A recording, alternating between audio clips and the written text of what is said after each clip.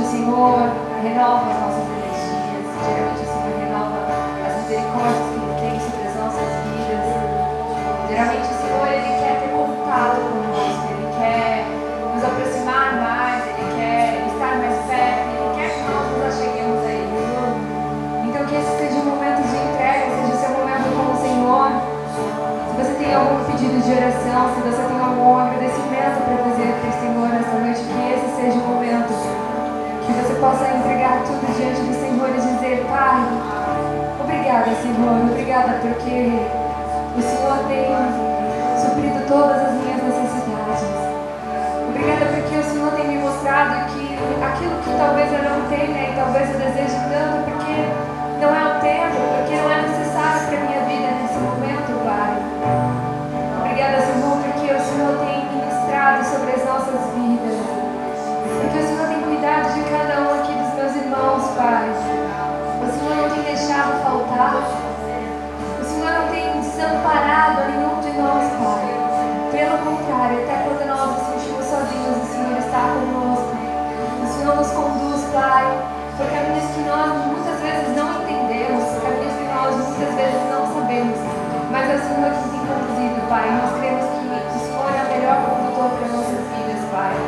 Então, Senhor, se há alguma área em nós, se há alguma parte em nós, Pai, que não se entregou completamente a Ti, Pai, que nós possamos fazer isso neste momento, Pai.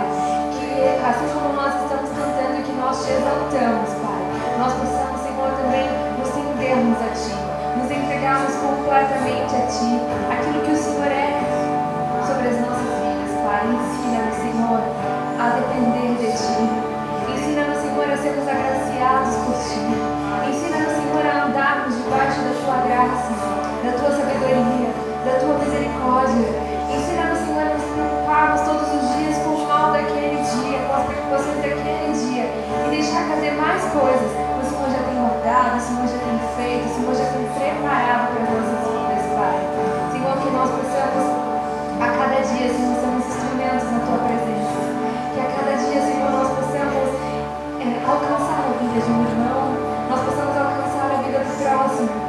Que nós possamos, Senhor, ser instrumentos que geram vida, que geram frutos na vida de outras pessoas. E que isso, Senhor, em nenhum momento seja para nós, mas seja para exaltar e glorificar o Teu santo nome, Pai. Obrigada, Senhor, por este culto. Obrigada, Senhor, pela vida do pastor que vai trazer a palavra nesta noite, Senhor.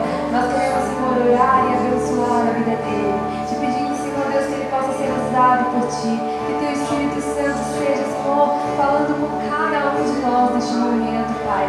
Que não haja distrações, que não haja, Senhor, outras coisas, outros planos, outros pensamentos. Mas que neste momento, Senhor, nós possamos estar voltados totalmente a Ti, quebrantados e entregues diante de Ti, Pai. Que o Senhor possa mudar e transformar tudo que é preciso sobre as nossas vidas. E que em toda a nossa vida, que todo o nosso ser possa Te exaltar, assim como nós temos que orar. Em nome do Senhor Jesus.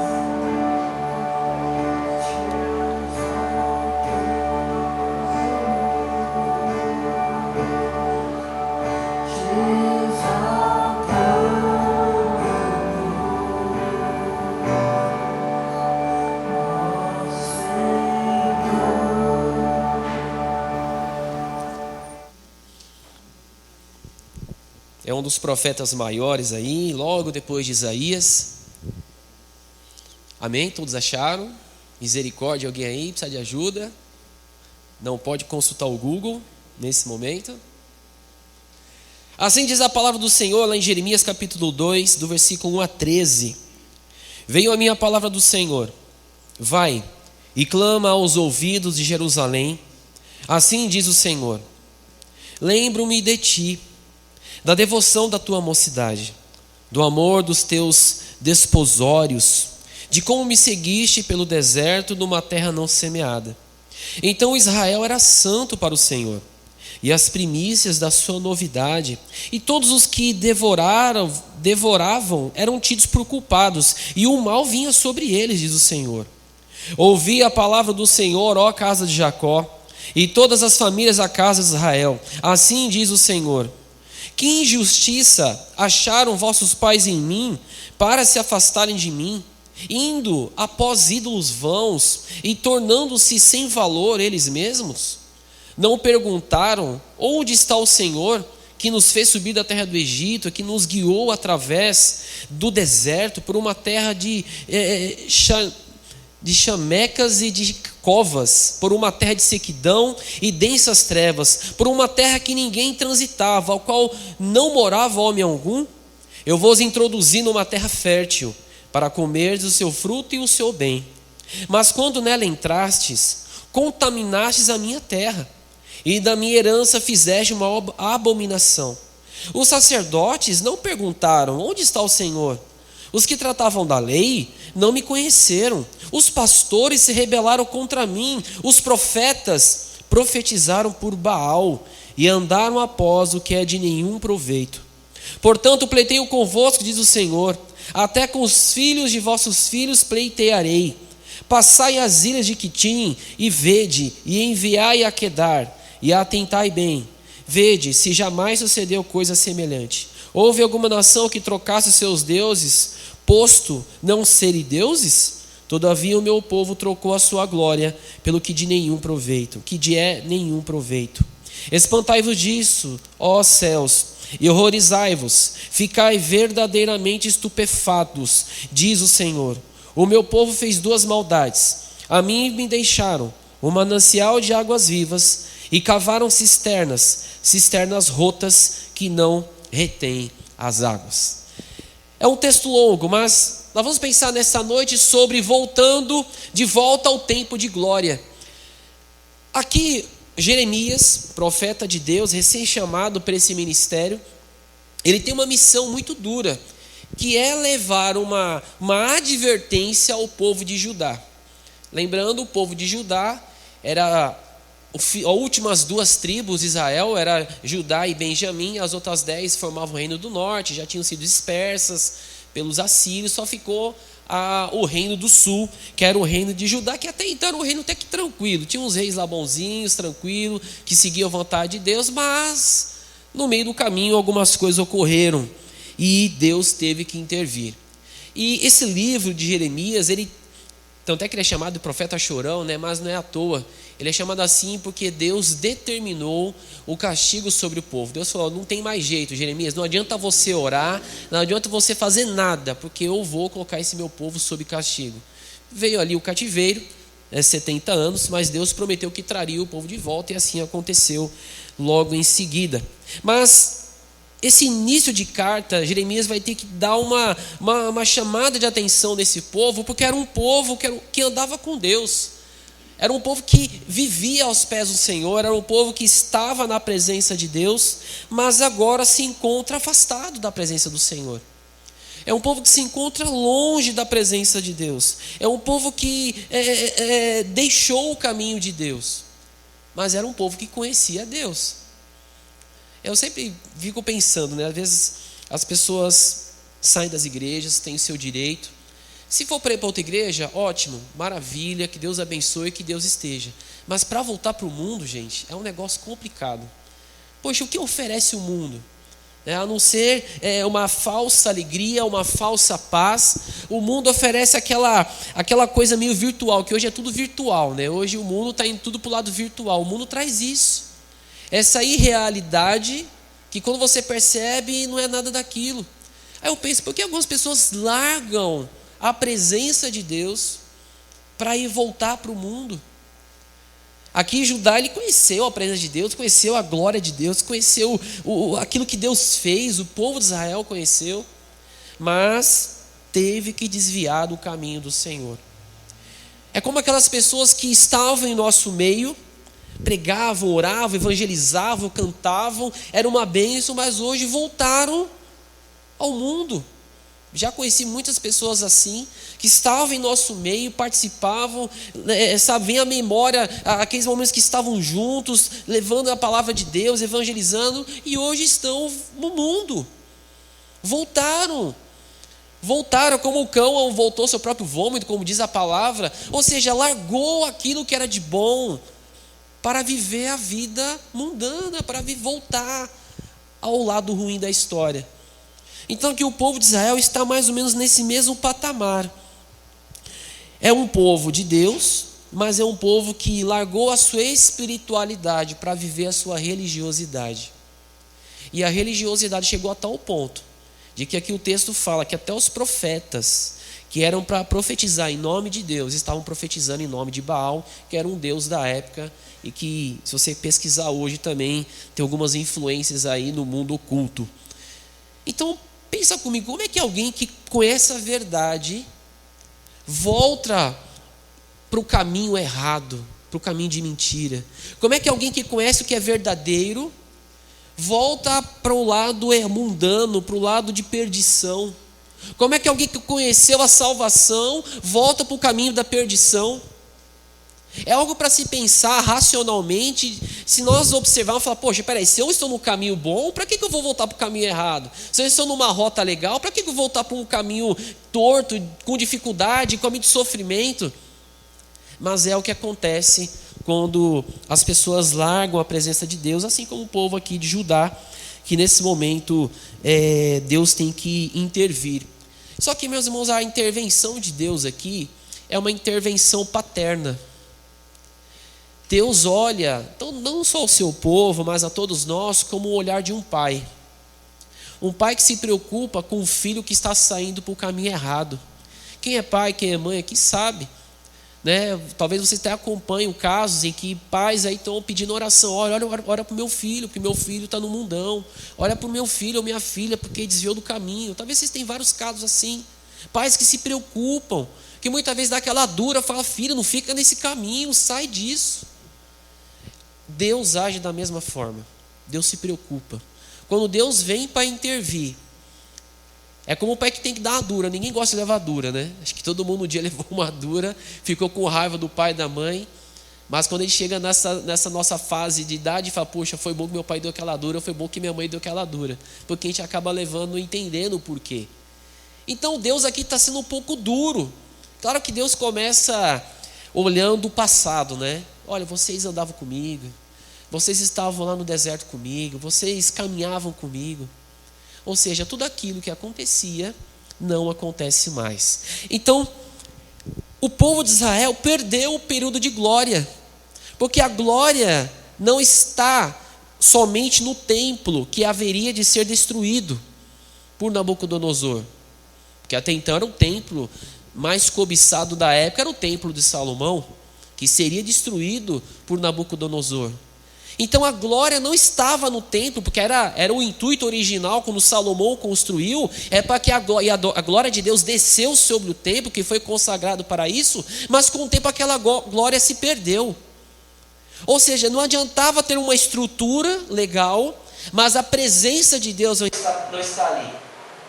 Então até que quando você lê Ageu fala, né, que a glória da segunda casa seria maior que a primeira. Alguns teólogos entendem, e eu também concordo, que no segundo templo, que foi construído sem aquela pomposidade toda, sem ouro, mais simples, foi onde Jesus entrou lá no Novo Testamento. Aí por isso que fala que a glória da segunda casa seria maior do que a primeira.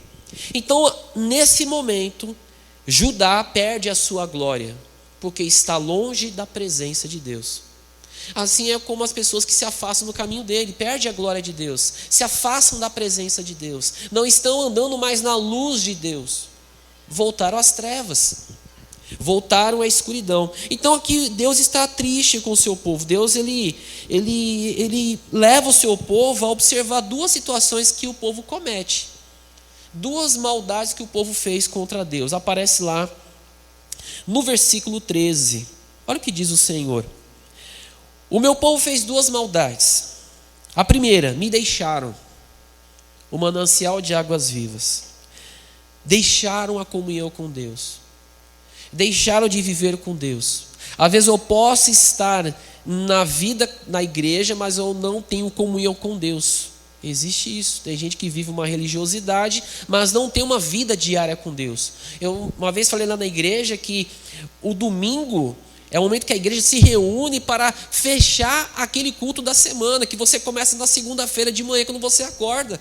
Você já tem que levantar cultuando a Deus, louvando a Deus, porque você está vivo, porque você pode trabalhar, você pode se levantar. Se está com dificuldade, tem alguém que cuida.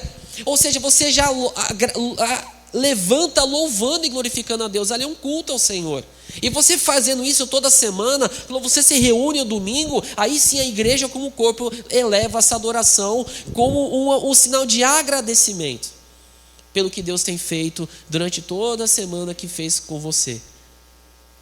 Ou seja, adoração. Então, nesse caso, Judá deixou a comunhão com Deus. Era um povo unido, mas agora não está mais com o Senhor. Era um povo que dependia de Deus, agora depende de outros deuses mesmo do Senhor. Ou seja, o primeiro problema que Deus relata aqui através desse livro é que o povo dele deixou o Senhor. Isso é Deus falando. É triste isso, quando Deus fala, meu povo me deixou.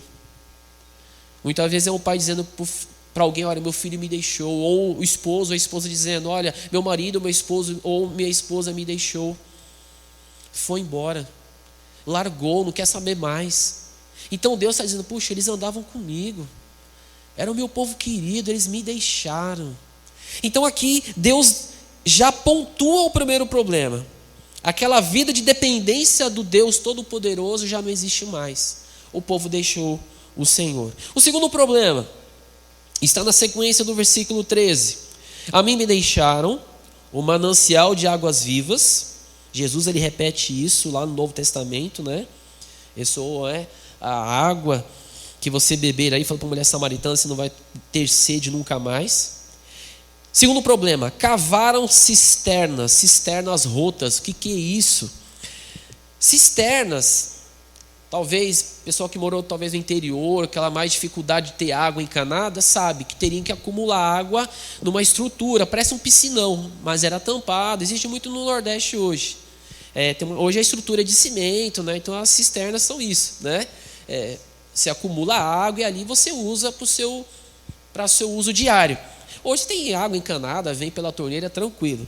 Mas na época era assim. Agora, se a cisterna ela tiver algum defeito de construção, o que vai acontecer com a água? Vai embora. Toda aquela água que você acumulou naquela cisterna, se ela estiver rachada, se ela não estiver bem vedada, aquela água vai se perder para o solo. E é justamente isso que aconteceu com o povo de Israel. Eles construíram cisternas para guardar uma água que já não era água de Deus, porque Deus fala que ele é água viva, mas construíram aquelas cisternas mal estruturadas, rachadas, com defeito. Então, aquilo que eles recebiam, eles perdiam. Vamos levar para o nosso dia hoje? É como alguém que vai para o lado do ocultismo, vai buscar algo fácil, e busca esse pessoal que promete, olha, você vem aqui, a gente faz um trabalho, em 7 dias seu amor está de volta. Já viu isso? Está nas placas aí? E volta.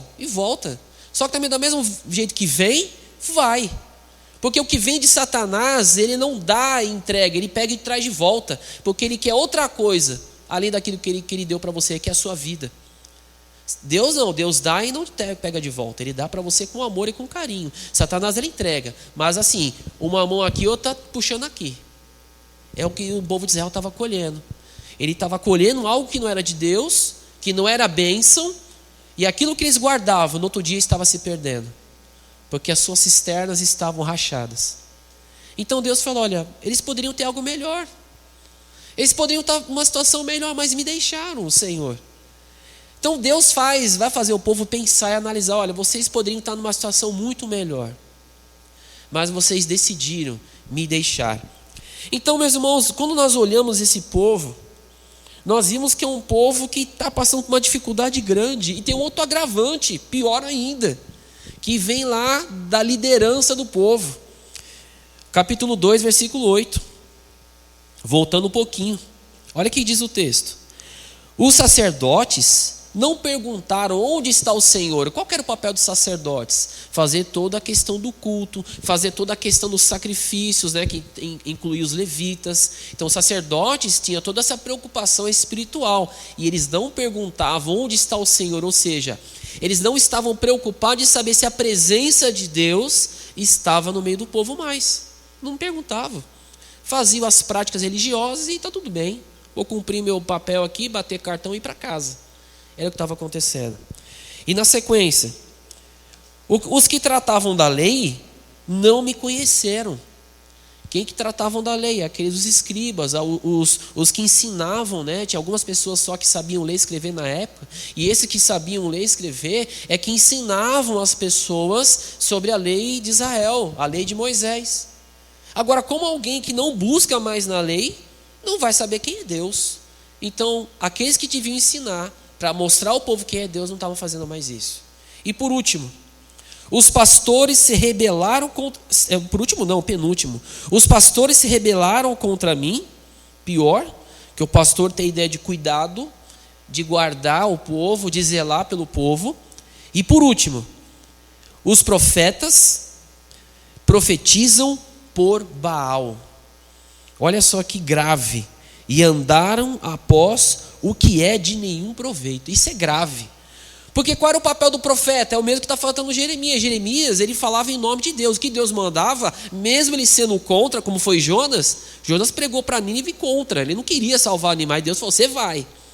Nem que você voltar de baleia lá, como diz a história, mas não é baleia, a gente não sabe. Mas voltou e pregou. O papel do profeta é esse. É fazer o que Deus quer que ele fale. Não falar o que ele quer que seja falado. E os profetas, não falavam mais nada. Falavam em nome de outros. Então, gente, a situação é grave. É um povo longe de Deus, um povo sem liderança que leva para junto de Deus e que perdeu a glória de Deus. Ok, chegamos a esse ponto, mas talvez você fale, pastor, mas e aí? Como é que o povo vai fazer para voltar a ter aquele período da glória de Deus? Podemos dizer aí 3 atitudes que o povo pode ter e nós também, na nossa vida, podemos ter para vivermos a glória de Deus em nós. Vamos voltar um pouco no texto e vamos entrar no versículo 2, porque no versículo 2 Deus deixa alguns princípios em que o povo caminhava com ele e que agora poderia fazer de novo.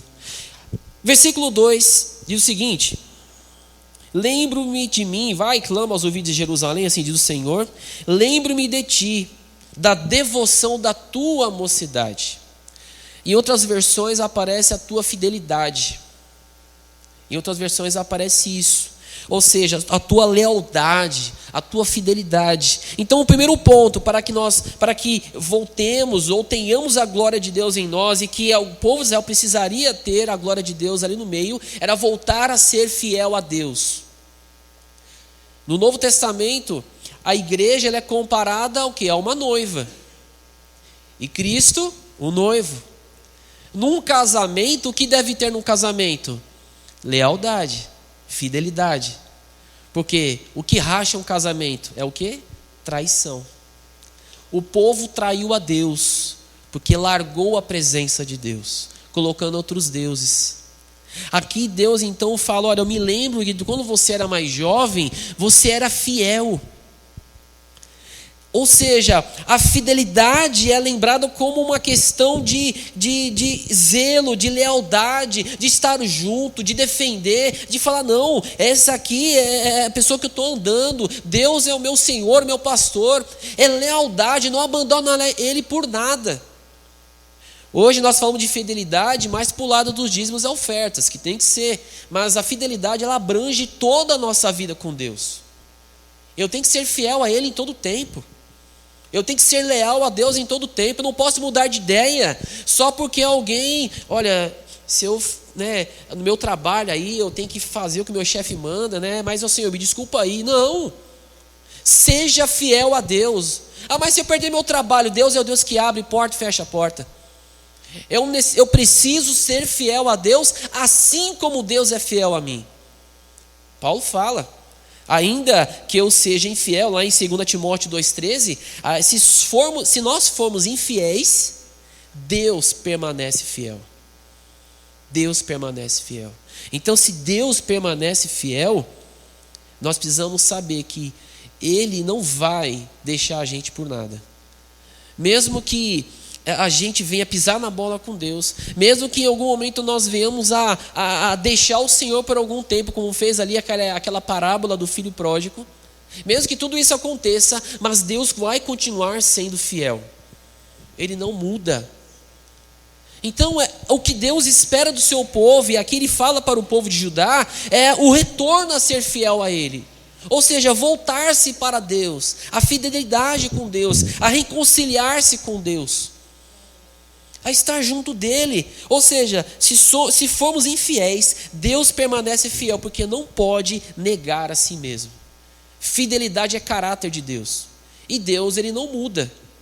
A palavra de Deus fala, Deus não muda, nós mudamos, Deus não muda. Se Deus não muda, o caráter dele também é íntegro, é da mesma forma, desde o período de Adão até hoje, Deus é o mesmo. Ele é fiel, Ele é santo, Ele é justo, Ele é perfeito, Ele é amor, porque é a essência dele, e isso não se altera. Então, se nós formos infiéis, Deus permanece fiel, mas Deus não quer que sejamos infiéis com Ele. Deus quer que nós sejamos fiéis. Ser fiel é ser leal, é ser alguém que abraça a causa e fala, não, eu estou contigo, Senhor. Assim como o Senhor está comigo todos os dias, eu estou com o Senhor, não vou te abandonar não. Nós temos sempre aquele princípio, né? Deus, família e igreja. Ou seja, primeiro lugar de todas as coisas é Deus. Qualquer coisa que eu coloque na frente de Deus se torna idolatria. Então, em primeiro lugar, Deus. Aí segundo pode vir aquilo que você acha melhor, família, igreja e outras coisas. Mas sempre Deus em primeiro lugar. Eu sou fiel a Deus. Ah, mas se eu viver a vida com Deus, ir para a igreja, fazer as coisas, vai ter divórcio na minha casa, vou ter briga com os meus filhos. É isso que Satanás quer, que você pense assim. Mas se você for fiel ao Senhor, Ele pode fazer transformação. A Bíblia até orienta as mulheres, né? Se não me engano, não sei se é Paulo ou é Pedro, para que se a mulher quiser salvar o seu esposo, que ela venha a salvá-lo pelo trato, pelo seu modo de agir dentro de casa, que ela vai demonstrar para ele a sua restauração de vida como cristã. A Bíblia orienta isso. Ela não fala, olha, deixa a vida de Deus e vai ver que seu marido. Não, ele fala diferente, olha, viva a sua vida com seu marido, mas mostrando a ele que você foi transformado. Então, a primeira dica que Deus deixa aqui, que está lá no início do texto, é quando Deus lembra da devoção, ou seja, da fidelidade que o povo tinha com Ele. O povo dependia de Deus, o povo precisava de Deus. Então, meus irmãos, fidelidade, ela tem um princípio, é não trair Deus. Como que eu traio Deus? Quando eu coloco qualquer coisa na frente dEle. Tudo que eu coloco na frente de Deus se torna idolatria. E idolatria Deus não aceita. O primeiro dos mandamentos: não terás outros deuses diante de mim, diz o Senhor. Então, se você quer viver com Deus, Deus sempre em primeiro lugar. Seja fiel a Ele, assim como Ele é fiel com você e nunca falhou. Em nenhum momento da sua vida. Mesmo que você um dia conhecesse Deus, Deus já estava sendo fiel com você. Assim como é na minha vida. Então a fidelidade é algo que Deus ele espera de nós. Ele não exige, Ele não vai impor a alguém. Pelo contrário, Ele quer que seja algo natural. Mas Ele quer ver essa fidelidade, porque Ele é fiel conosco. Ele faz o melhor para a gente. Ele nos trata bem. Ele é como um pai mesmo, né? Ele muitas vezes tem que dizer não. Muitas vezes ele tem que falar, filho, espera um pouquinho. Muitas vezes ele vai demorar naquela resposta de oração, outras vezes não. Mas ele faz isso porque ele é pai e ele quer cuidar. E por isso que ele é fiel. Então, não coloque nada na frente de Deus. Seja fiel a Ele. Fiel a Deus em todas as coisas. Tem um cântico que fala, né? Tu és fiel, Senhor. Eu sei que Tu és fiel. Mas a pergunta que eu faço é, Deus é fiel, realmente é fiel. Mas e eu? Sou fiel a Deus? Estou sendo leal a Ele em todas as circunstâncias? Não, eu não largo o Senhor por nada. É bom nós pensarmos, mas é a primeira atitude que eu tenho que ter. E como o povo deveria ter para viver a glória de Deus, voltar a ter essa comunhão, vivendo na fidelidade com o Senhor. A segunda atitude que o texto me mostra aqui, está na sequência do versículo 2, diz o seguinte: vai clamar aos ouvidos de Jerusalém, diz o Senhor, lembra-te da devoção da tua mocidade e do amor dos teus desposórios e de como me seguiste pelo deserto. Deus lembra do amor que o povo tinha por ele. Olha que coisa, Deus ali está relatando algo que foi vivido e não se vive mais ali em Israel. Por que Deus preza tanto pelo nosso amor? Primeiro, Deus é a fonte de todo amor. João fala, né? Tem um texto que fala que Deus é amor, esqueci agora, deu branco agora. Mas fala que Deus é amor, acho que é 1 João 4 alguma coisa. Deus é amor, Deus é a fonte do amor. Todos nós, quando fomos criados à imagem e semelhança de Deus, esse caráter de Deus chamado amor está em nós. Só que o pecado desfigurou isso. E o amor que era para ser direcionado para Deus foi direcionado para outras coisas. E aqui o povo de Israel, de Judá, desviou o amor que era para Deus para deuses, que não era o Senhor nosso Deus. Então Deus fala, poxa, eu me lembro de quando você me seguia com amor. Ou seja, Deus se lembra de quando o povo dependia de Deus, fazia por amor, não por obrigação. Gente, ninguém estava no deserto porque foi obrigado a ir para o deserto, não. Quando Moisés libertou o povo lá, foi quem quis, o povo estava livre. Tanto é que foi gente que nem era de Israel, estava lá no meio, lá, né? O pessoal pegou a brecha, caiu junto. Agora está no deserto, vai reclamar, está vendo Deus ali fazer milagre, Deus abriu o mar vermelho, Deus fez a água amarga em água doce, Deus trouxe alimento, Deus não permitiu que nem a sandália lá que eles estavam usando se desgastasse. Graças a Deus não tinha Havaianas, que não ia falir na época. Ou seja, Deus protegeu o povo dependia de Deus. O povo via Deus, então o povo sabia que Deus ele faria o melhor. Se algum povo ia para brigar com Israel, Deus enviava seus anjos para proteger o povo. Ou seja, essa dependência que o povo tinha de Deus era uma dependência de pai com filho, em que havia uma proteção e o povo amava a Deus. Havia uns probleminhas, havia, que toda família tem. Mas ali o líder ele colocava o povo na linha. Adorar a Deus, buscar o Senhor, fazer a vontade dele. Então Deus fala, poxa, eu me lembro desse tempo. Agora vocês não me amam mais.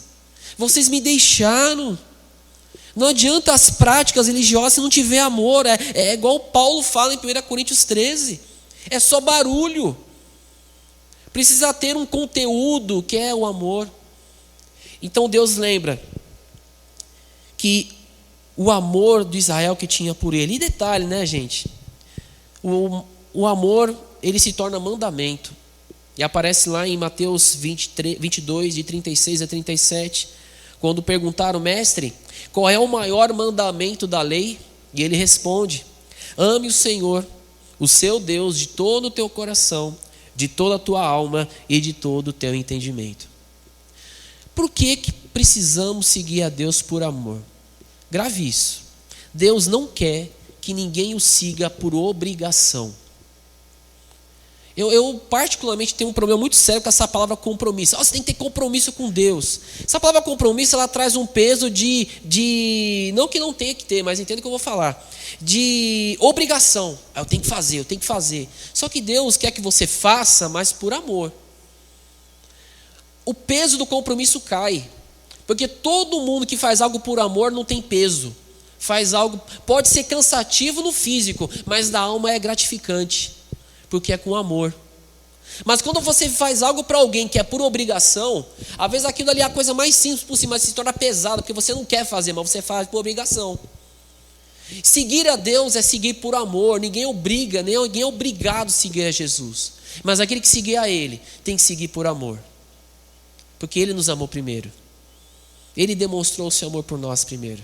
Então, amar a Deus sobre todas as coisas. Amar o Senhor é o princípio aqui para uma vida que nós possamos ver a glória de Deus. É uma intimidade, uma comunhão, mas por amor, não por obrigação.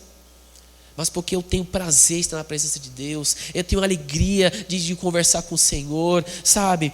Não é aquela preocupação, se eu não fizer isso, o pastor vai cobrar de mim, se eu não fizer isso, alguém vai cobrar de mim. Não. Pensa em Deus, se eu não fizer isso, Deus vai ficar triste comigo. Pensa em Deus em primeiro lugar. No seu trabalho, faça para Deus, tá um saco lá ver seu trabalho, faça para o Senhor. Fala, vou fazer para louvar o nome do Senhor aqui. Vou fazer com alegria porque é para o meu Deus. aqui, Deus que me colocou aqui, sabe? Muda um pouco a rotina, a mentalidade, e coloca Deus em primeiro lugar, e você vai ver que a sua vida vai ficar mais leve, porque você vai ter a alegria de fazer aquilo para Deus, e Deus se alegra com isso, e aquilo é um culto, se torna um culto ao Senhor. Então Deus aqui ele lembra, olha, o meu povo me seguia no deserto com amor, e detalhe, seguia a Deus. Claro, estava no deserto, para onde que pastor, mas está no deserto, vai para onde, né? Está no deserto, mas o povo dependia de Deus. Detalhe, o povo estava no deserto, e a Bíblia fala que havia durante o dia uma coluna de nuvem, e durante a noite uma coluna de fogo. Durante o dia aquela coluna de nuvem trazia, além da sombra, guardava o povo, né? Porque estava no deserto, havia uma temperatura mais alta, então guardava com uma temperatura mais agradável. Durante a noite uma coluna de fogo, porque despencava a temperatura no deserto, aquecia o povo e dava luz de graça para todo mundo. Não tinha Enel naquele período, graças a Deus. Então o povo não precisava apagar a luz. Ou seja, Deus cuidava. E como que o povo sabia que era hora de partir? Quando a coluna de nuvem, quando a coluna de fogo começava a se movimentar. Quando o pessoal percebia que a coluna de nuvem de fogo começava a se movimentar, todo mundo começava a desmontar suas barracas, suas tendas, todo mundo começava a montar ali em cima dos carros, e para onde a nuvem de fogo ia, ou a coluna de nuvem ia, o povo seguia ela. Ou seja, o povo seguia a Deus. Será que isso é diferente? Pastor, mas eu não vejo uma coluna para me seguir. Pelo amor de Deus. Hoje nós temos a palavra do Senhor, que é nosso guia. Ela é o nosso guia, né? Como nós batistas dizemos, nosso guia de fé e prática. Nós temos a palavra do Senhor, nós temos a igreja, nós temos a oração que nós podemos falar com o Senhor. Então Deus ele nos guia na vontade dEle. Mas Ele quer que nós obedeçamos a sua vontade. Eu me lembro que lá em Deuteronômio, se não me engano 29, não recordo agora, Deus ele propõe duas coisas. Ele fala o seguinte: eis que propõe diante de vocês a bênção e a maldição. A bênção se vocês seguirem os meus caminhos, a maldição se não seguirem. Mas eu proponho a bênção.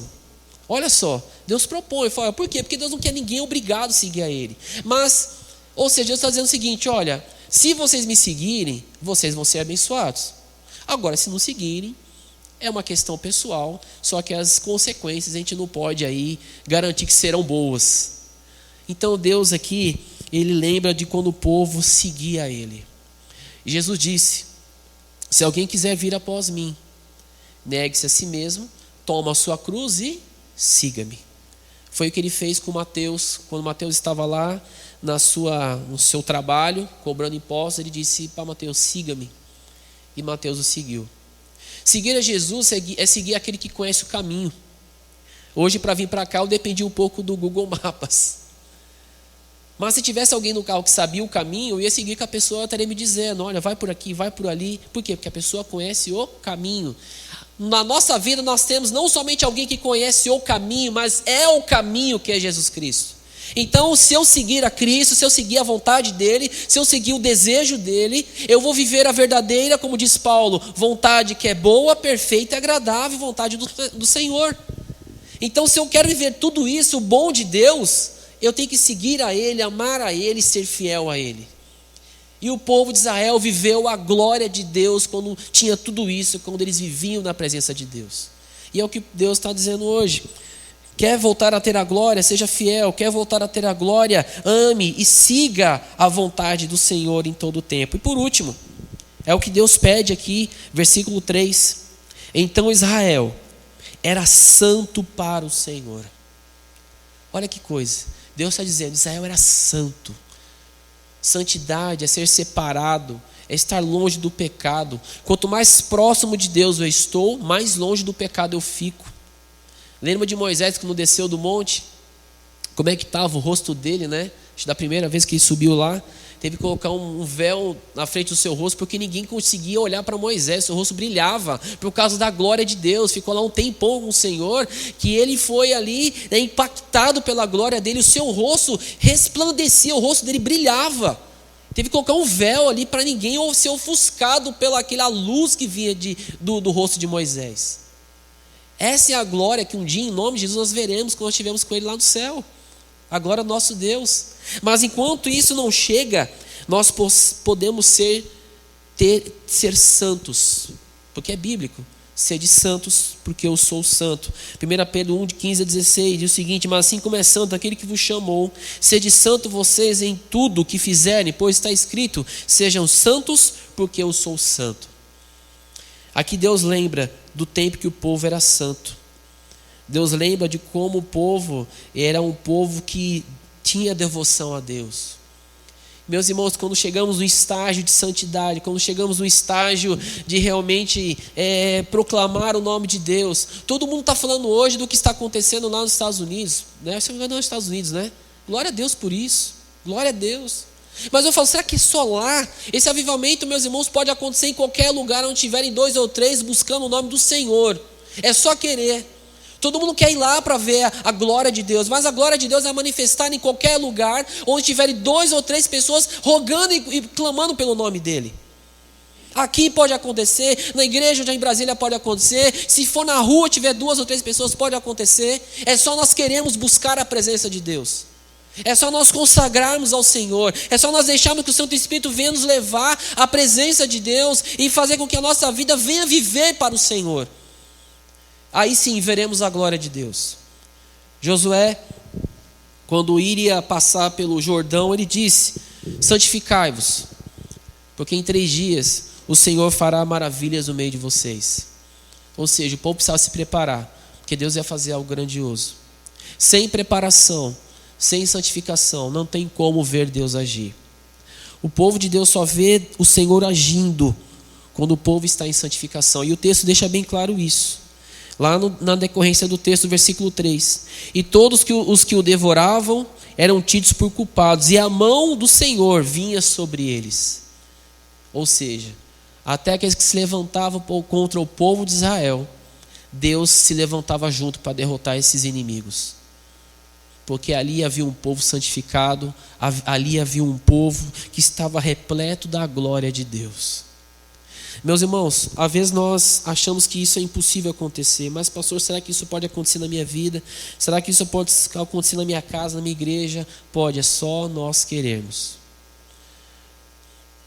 Aí diz um texto que é mais na linguagem antiga, que diz o seguinte, acho que lá em Provérbios: eu amo os que me amam, os que de madrugada me buscam. Buscar-me-eis e me achareis, quando me buscar de todo o vosso coração. Ou seja, a Bíblia deixa muito claro que Deus está sempre pronto a receber alguém que busca Ele. Você não precisa agendar, você não precisa mandar uma mensagem, né? Hoje, né? O WhatsApp vai estar online e Deus não vai responder. Não vai ter isso. É só você clamar a Deus onde você estiver.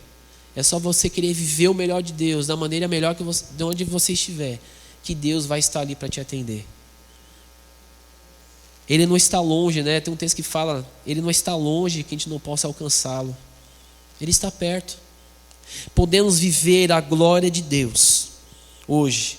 É só nós queremos. É que o povo de Israel, Deus estava falando: olha, eu me lembro desse tempo, mas é um tempo que pode ser vivido hoje. Porque esse livro é a mensagem do Evangelho. Arrependei-vos, pois é chegado o reino de Deus. E esse livro de Jeremias, ele trata justamente de levar o povo ao arrependimento, de dar uma oportunidade. Pô, volta esse tempo bom. Mas no decorrer da história do povo de Israel, isso não ocorreu e o povo teve que ir para o cativeiro. Então, meus irmãos, para nós concluirmos, para voltarmos à glória de Deus, não adianta só ficar olhando no passado. Ah, mas lá atrás era tão bom. Olha, você lembra naquele ano que as coisas aconteciam assim? Olha, lá atrás as coisas aconteciam dessa forma. Meus irmãos, para de olhar no retrovisor. É possível viver o melhor hoje do que foi ontem. Porque nós podemos viver novidade divina do Senhor todos os dias, só nós queremos. Lá atrás foi bom, amém, glória a Deus, mas hoje pode ser melhor se nós quisermos. Podemos ver a presença de Deus de novo, podemos ver Deus fazendo milagre, podemos ver Deus manifestando a sua glória, levando a sua palavra. Podemos sim, se nós vivemos assim como Deus nos colocou nessa noite, sermos fiéis, amarmos a Ele, seguirmos seu caminho e sermos santos, assim como Ele é santo. Ser santo é ter a identidade de Deus, que Deus é santo. E quando nós nos santificamos, nós ficamos mais parecidos com o Senhor. Porque essa é a identidade que foi posta lá no Éden, quando Ele nos criou a sua imagem e a sua semelhança. Então, sejam fiéis ao Senhor, amam e sigam somente a Ele e sejam santos. Amém, meus irmãos? Abaixe sua cabeça nesse momento, mais uma vez. Nós estaremos entrando no período da ceia do Senhor. Mas eu gostaria que você tivesse um tempo de você falar com Deus. Falar: Senhor, a minha vida está dessa forma, mas eu quero viver dias melhores com o Senhor. Eu quero ter um avivamento na minha vida com o Senhor. Eu quero que o Senhor me mostre o que está de errado, para que eu possa viver o melhor do Senhor. Então tem esse momento com o Senhor, para que você se prepare para o momento da ceia. Porque a Bíblia fala que nós precisamos examinar a nós mesmos. E nesse momento você tem essa oportunidade de falar com Deus, de falar: Senhor, me ajuda. Às vezes nós temos dificuldade de mudar algumas coisas em nós, mas como a nossa irmã disse no início, nós temos o Espírito Santo, que é um presente de Deus para nós, que é o nosso professor diário, e que Ele nos ajudará a nos lembrar de tudo aquilo que o Senhor Jesus nos ensinou. Então fala com Deus nesse momento, fala: Senhor, eu quero viver essa glória, ver a glória do Senhor sobre minha vida, ver a minha vida ser um instrumento nas Tuas mãos, que eu possa servir ao Senhor com amor, com alegria, que eu possa realmente ser fiel ao Senhor, não somente nos dízimos, nas ofertas, mas com a minha vida com o Senhor, que eu possa me santificar cada dia, me privar do pecado, tirar o pecado da minha vida, porque Deus enviou o seu Filho Jesus para morrer em nosso lugar, e nos deu vida e vida em abundância. Por isso fala com Ele, fala: Senhor, eu quero mudar, eu quero viver esse tempo, Senhor, e esse tempo pode ser chamado hoje. Santo Deus, nós queremos louvar o Senhor, porque o Senhor é o Deus de glória, de graça, de misericórdia, de bondade, e nós estamos, ó Pai, como igreja, na Tua presença, aprendendo aquilo que nós vimos aqui no meio do povo de Israel, que infelizmente deixou Sua presença, perdeu a Sua glória, mas eles estavam tendo uma oportunidade de ver de novo aquele período da glória do Senhor. Ó Deus, seja com a nossa vida, Senhor. Isso também às vezes pode ser o que está acontecendo com a gente. Perdemos a glória do Senhor porque não estamos sendo fiéis ao Senhor. Perdemos aquele amor que nós tínhamos com o Senhor, como foi escrita a carta em Efésios, perdeu o primeiro amor. Deus nos ajuda, Deus, a voltar aquele primeiro amor, aquele amor que nós tínhamos no início da conversão, que queríamos falar do Evangelho, queríamos pregar o Evangelho, queríamos falar para o Senhor. Nos ajuda a voltar, ó Deus, a esse tempo. Nos ajuda, Deus, a seguir os Teus caminhos, a seguir a Tua vontade, a seguir aquilo que o Senhor tem para nós, porque o Senhor é o caminho perfeito, o caminho que vai nos levar à vontade do Pai, o caminho que vai nos levar a tempos de bênção. E mesmo que haja problemas, dificuldades, lutas, o Senhor prometeu que estaria conosco todos os dias. Nos ajude a ser santos, Senhor. Ó Pai Santo, nós te pedimos, porque isso vai muito além do que as coisas materiais que possamos ter. É vida com o Senhor, é ter aquilo que o mundo não tem, que é a alegria, é ter aquilo que o mundo não pode dar, que é a paz, é ter aquilo que muitas vezes ninguém pode nos dar, que é a presença do Senhor. Só o Senhor pode preencher a nossa vida. Ó Deus, por isso nós te rogamos, ó Pai, como vimos aquele avivamento lá nos Estados Unidos, bênção, glória a Deus, mas em todo o mundo pode isso acontecer. Basta nós crermos e estarmos juntos no Senhor, clamando ao Senhor, buscando ao Senhor enquanto se pode achar, invocar ao Senhor enquanto o Senhor está perto, sabendo que o Senhor, ó Pai, ouve as nossas orações, ouve o nosso súplico. A oração de um justo pode muito em seus efeitos. Nós somos chamados povo do Senhor, sacerdócio real, nação santa. O Senhor, Pai, nos salvou das trevas para a maravilhosa luz do Senhor. E nós, ó Deus, temos a marca de Cristo em nós, que é o Seu Espírito Santo em nossa vida. Santo Deus, em nome de Jesus, ó Pai, traga o avivamento em nós, em nome de Jesus Cristo. Um avivamento que não seja, Deus, exterior somente, mas que venha de dentro para fora, Senhor. Que venha uma transformação da alma, uma transformação do Espírito, Senhor Deus. Que possamos realmente viver aquilo que o Evangelho, ó Deus, vem nos ensinado. Para que, ó Deus, onde nós estivermos, o mundo seja impactado. as pessoas onde nós estivermos sejam impactadas, o bairro em que nós estivermos sejam impactados. Ó Deus amado, é só o Senhor que pode fazer isso em nós, porque o Senhor é o nosso supremo pastor, aquele que cuida, aquele que deu a vida por nós, aquele, ó Pai, quando nós sabemos o seu nome, porque somos suas ovelhas. Santo Deus, nós te rogamos, ó Pai, para que possamos viver esse tempo de adoração, de louvor, que nós não tenhamos medo de louvar o Senhor. As pessoas precisam ouvir, ó Deus, quando cantamos, quando glorificamos ao Senhor, porque Tu és santo, Tu és poderoso.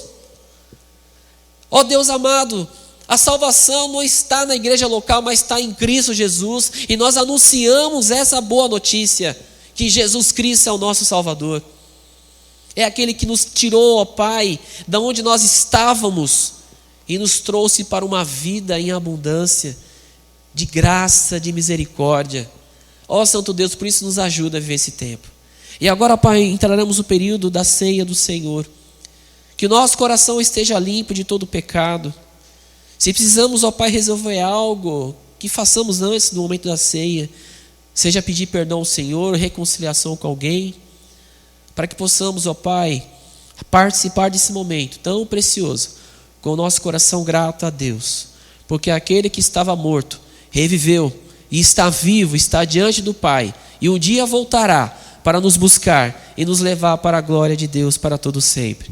Senhor, nós te louvamos, nós te agradecemos, em nome de Jesus. Amém.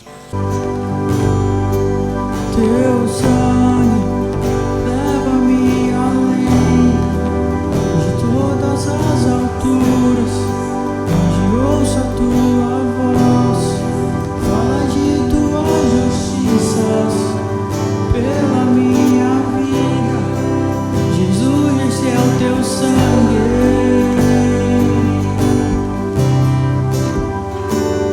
Tua cruz mostra a tua graça, fala do amor do Pai, que prepara para nós um caminho para Ele, onde posso me achegar somente pelo sangue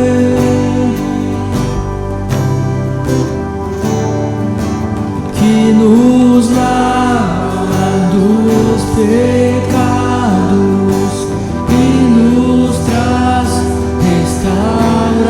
restauração.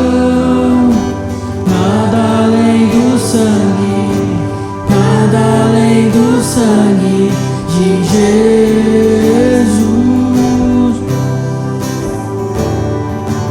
que nos faz brancos como a neve, aceitos como amigos de Deus. Nada além do sangue, nada além do sangue de Jesus.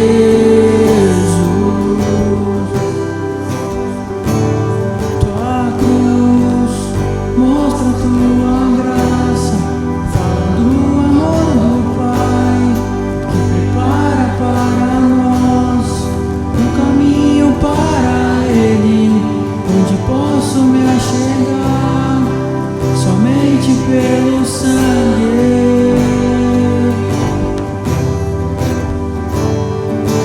que nos lava dos pecados, que nos traz restauração.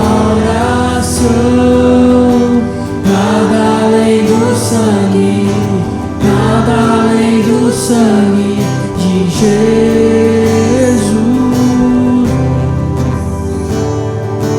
que nos traz brancos como a neve, aceitos como amigos de Deus. Nada além do sangue, nada além do sangue de Jesus.